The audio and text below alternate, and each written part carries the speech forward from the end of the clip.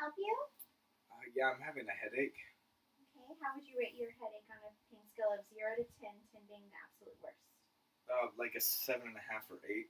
Okay.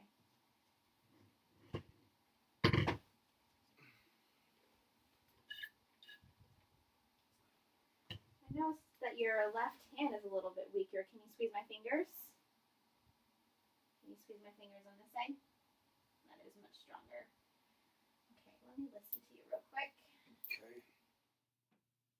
So I would continue to monitor a continuous blood pressure, SpO2 cardiac monitoring to make sure the patient wasn't experiencing any respiratory cardiac distress.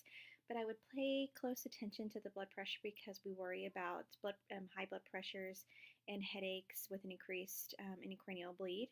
What I believe is happening is since the patient has a history of taking Zoltero for his AFib and over-the-counter NSAIDs for his lower back pain, and that he already received TPA for the stroke, I would worry that the complication is called asymptomatic intracranial bleed or asymptomatic hemorrhage.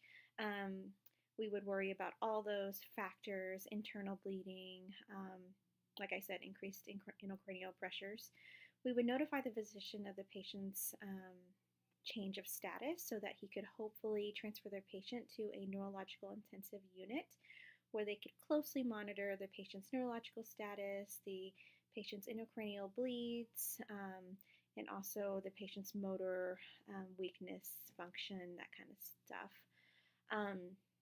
The patient needs to be monitored in an ICU setting, I believe, because if we don't pay close attention, it could further increase more complications.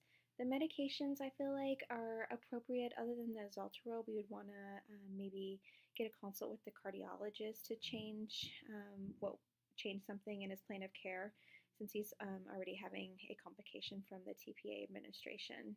The following labs, like I said, that we would want to get are a CBC, a PTT, a thrombin time, maybe a baseline CBC HNH, to make sure the patient wasn't experiencing internal bleeding.